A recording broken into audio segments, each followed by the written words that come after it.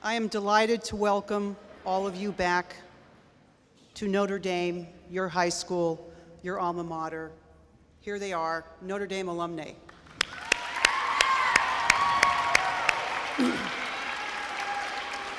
And I am equally delighted, maybe more so, for all of you, our current students, to meet today's Notre Dame women, all 445 of them.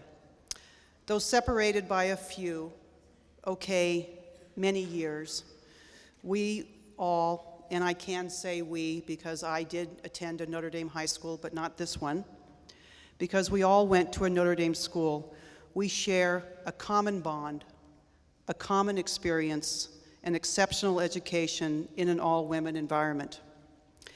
There is a sisterhood, a strong bond shared across the years. These women here today are not simply guest speakers. They walked these halls. They sat in the same classrooms, ate in the same dining room, and they all attended aquacades. These women are your sisters. These women are your sisters. You all share the same Notre Dame DNA, and that is something truly for all of us to celebrate. The women you see before you also represent possibilities that await you after high school and college. And today is an opportunity to learn about careers that interest you, and maybe about careers that at this moment you can't even imagine choosing. I hope when you are in the small groups listening to these Notre Dame alumni speak, you will also ask these women how they got to this point in their careers. And I bet you will hear some very interesting stories about career journeys that do not necessarily follow a straight path. And here's another question I hope some of you will ask. What role did your Notre Dame education play in preparing you for your career and for living? We call today Career Day, but really it's more than that, because these Notre Dame graduates are more than just their careers, their chosen professional paths. They are defined by their families and relationships, their responsibilities and their interests and passions beyond just their work. And each woman here, in her own way, has contributed to the common good. And so, I am pleased to introduce one of our graduates, one of our sisters, who has contributed in some remarkable ways to the common good. Diana Meehan, Dr. Diana Meehan, Notre Dame Belmont, class of 1961. Dr. Meehan is a co-founder of the Archer School for Girls in Los Angeles, the first women's educational institution founded in the last 30 years and the first ever based on social science research about the way girls learn. She is also a founding partner for VU Productions, Paramount Studios, the nonfiction arm of UBU Productions, dedicated to creating documentary and reality-based programming for television on social issues regarding women, children, and their families. Award-winning productions that have impacted public policy and legislation include Women in War, Danger, Kids at Work, Shattered Lullabies, and Revolution at Work. Diana is a founding director for the Institute for the Study of Women and Men at USC. She has taught courses at USC in communications studies, specializing in mass communication and political communication, with an emphasis on political and fictional media heroes. She is also a founding board member of the Children's Action Network, the Communications Consortium, and the Hollywood Policy Center. Dr. Meehan has held important advisory roles to 2 presidential economic conferences, the National Commission on Children, and the Women's International Summit in Dublin, Ireland. We are both proud of her and honored she is with us today. Please join me in welcoming Diana Meehan.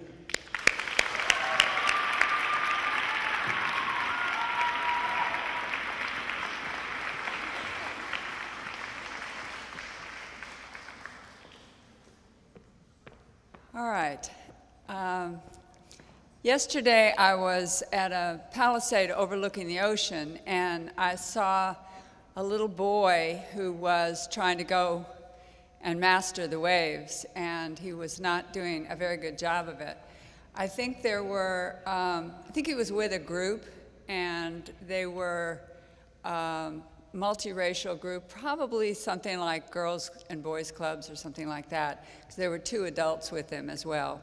But this boy, who was about 10, had never mastered waves before, and I watched him as he, holding the hand of an adult male, maybe a counselor or a teacher, the waves, when the tide was out, the waves were at his shins, and when the tide came in, it was at his chest. And he was having some great difficulty because he would anticipate too soon, and the wave would knock him down because he would jump up before the wave got to him. Or he would wait too late, and the wave would knock him down because he waited too long. And he did fall in the water a couple times, but he was holding the hand of this adult man, and he therefore was okay, and eventually he got it. And then he was really excited, and he was turning around to somebody on the beach, which I couldn't see, and applauding himself and celebrating. And then I realized, when she came to put a single toe in the water, that it was a girl about his age who had been cheering him on. And I thought at that time about the title of this talk today, which is, "What are you doing here?"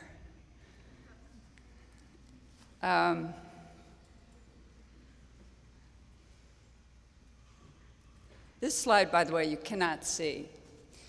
The red and white, red and blue girls, but it's okay. You'll be able to see the other ones. First of all, I want to find out who's here. I understand you're not all grouped by class, but I want to know, where are the 12th graders? Where are the seniors? Where are the 11th graders? Where are the 10th graders? Oh, you guys know how to speak up. Where are the 9th graders? All right, all right.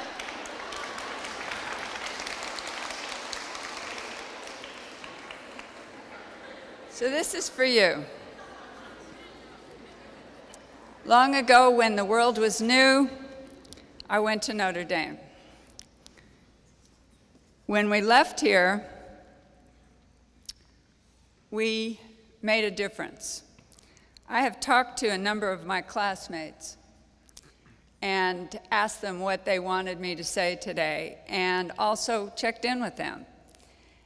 And one of the things that is very clear to all of us who have kept up over the years is that some of us became nuns, some mothers, some halfway in between as teachers, therapists, advocates, activists. But all of us went out in the world to make the world a better place. And there are a number of stories that I could tell you about members of my class, but I'll just tell you one. In this group is a woman who left Notre Dame and became a teacher, and then she became a community organizer and an activist. And she was fluent in Spanish, so she went to Mexico, and she worked with indigent people in Mexico. And she did this work for some 20 years. And gradually, the community that she worked in became bordered by 2 drug gangs, 2 cartels that were at war with themselves, with each other. And therefore made where she was a very dangerous place. And the church who had been sponsoring her said that they wanted her to come home, and she did not want to come home. She's from this community. She comes from a pretty affluent family, but she wanted to stay. And so the nonprofit that she had hired guards, and they made an enclave, because what they had there was a clinic, a cooperative, a collective. The women in particular had small businesses, sometimes embroidery or sewing little outfits, or sometimes it was jams, and sometimes it was beads and necklaces. And she got them to pool their money because she said, we can turn these pesos into dollars by having a savings account.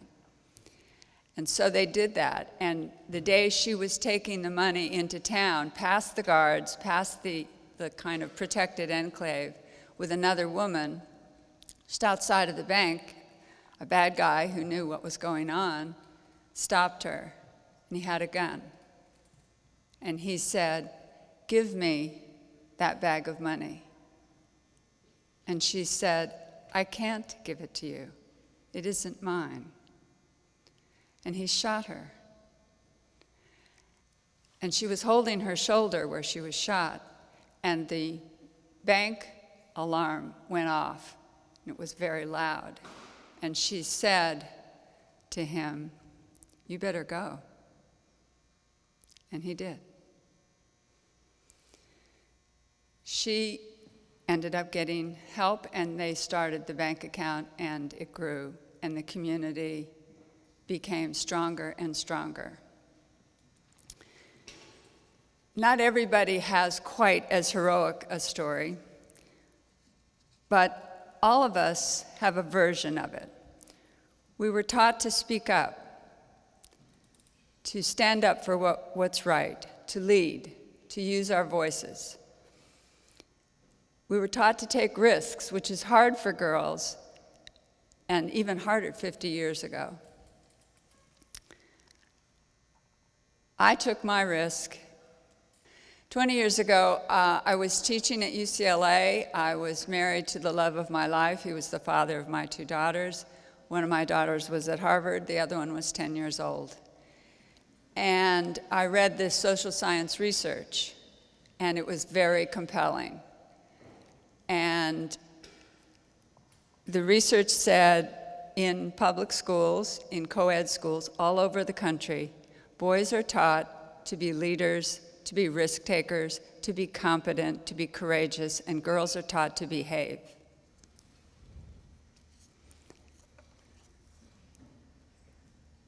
Girls, in a variety of contexts, in a variety of schools that were co-ed schools, were not being fairly treated. In fact, the study, one of the studies, there were many, was called Failing at Fairness. So we decided that that was not the case in girls' schools. The research was very strong. In girls' schools, it's the only place in society totally and exclusively dedicated to girls' learning. In girls' schools, they make the rules, some of them anyway, and they play all of the roles. They are the class clowns as well as the chemists. And when they play sports, they're not the girls' team, they're not the Lady Eagles, they're the varsity. Girls learn how to lead in girls' schools. They know how to speak up. This is in the research. It's very well documented. Girls who go to single-sex schools have more self-esteem, more self-confidence, and by the way, they're happier married. They're less likely to get divorced. They're also less likely to be abused. Girls are stronger in academics, in single-sex schools. They take harder subjects. They get better SATs. This is especially true in science and math and technology. The numbers are overwhelming for those subjects. In a girls' school, what happens is they're given a chance. They're given a voice. There's a wholeness of the environment. There's a community. And one of the things that that community does is it creates an environment where we support each other. I can tell you that this lasts for years and years. It's lasted for more than 50 years in my case. We have all had our moments when we are challenged or when we're tested or when we're grieving or when we're troubled. And mine most recently came 15 months ago when the love of my life died suddenly of a brain tumor. And he was a big deal in New York. He was a big deal in the media business. So we had a small memorial in California, and then we had a bigger one a couple weeks later in New York. And my classmates came out to it. One came from Seattle, one came from Santa Cruz, one came from Colorado, one came from Florida, one came from Vermont. They just wanted to show their support. They all sent cards. They all sent letters. They called. Because we're a community. We have a sense here that we belong to each other. So I decided that what my 10-year-old needed was a girls' school. We started this school, and we had opponents. There are always opponents. I just came back from a UN conference on women and children, and all over the world, I can tell you, all over the world, there are people who are enslaving women, degrading women, robbing women, and crushing women. So there are always opponents. I actually came away from the UN conference, though, feeling good, because the conclusion was the bright spot is girls' education all over the world. So we were fought. They didn't want our school in the cushy neighborhood where we had bought that nice building that you saw earlier. They fought us with money, lots of money, millions of dollars. They fought us with dirty politics and with lies for 4 years. And that is going to happen too. They will try to beat you. Don't let them.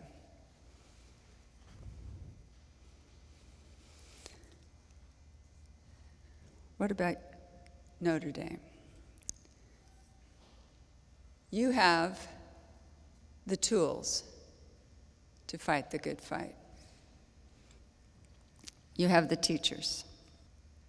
When we looked at our education here, one of the things that we said among ourselves over and over again is the teachers.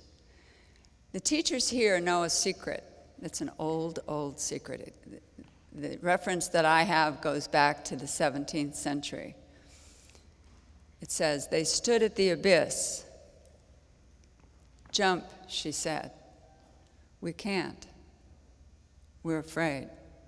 "Jump," she said. "We can't. We're afraid."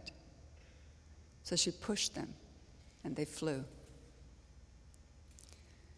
Risk can lead to failure, but it also is how you learn to fly. We felt that we learned to fly when we were here. You have teachers, you also have talent. You have technique. You know how to discipline that talent, and you learn it here.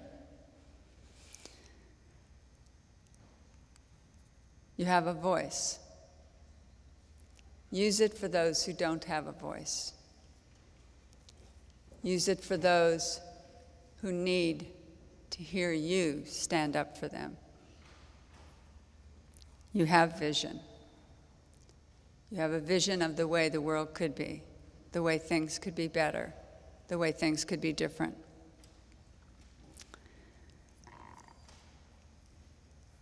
Barbara Boxer says, even if I have to stand alone, I will stand.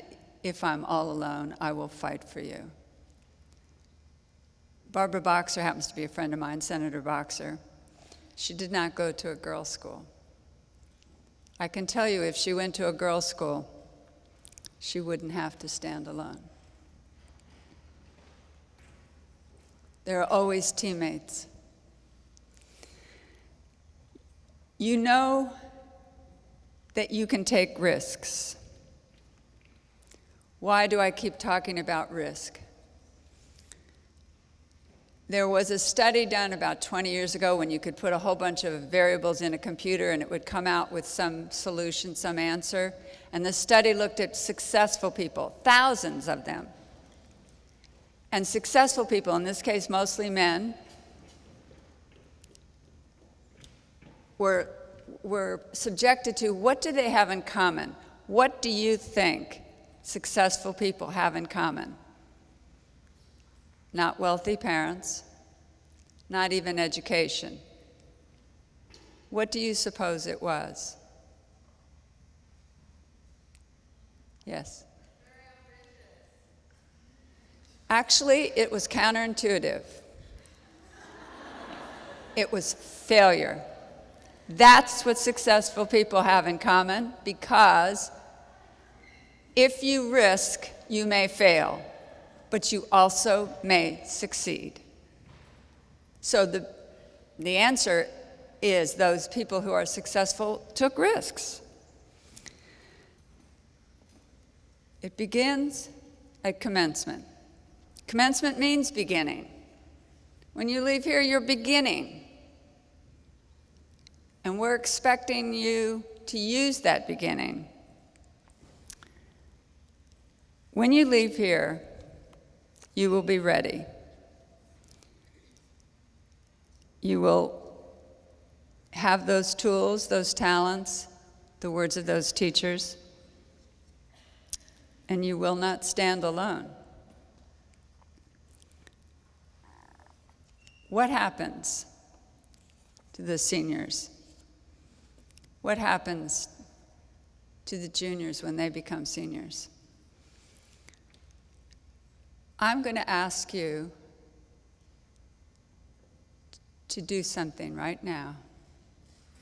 I'm going to ask the 12th graders to speak up the way you're going to be asked to speak for those who have no voice. 12th graders, say aye. Stand up for your rights and for those who have no rights. 11th graders, speak up. Stand up. 10th graders, speak up. Stand up. 9th graders, speak up. Stand up.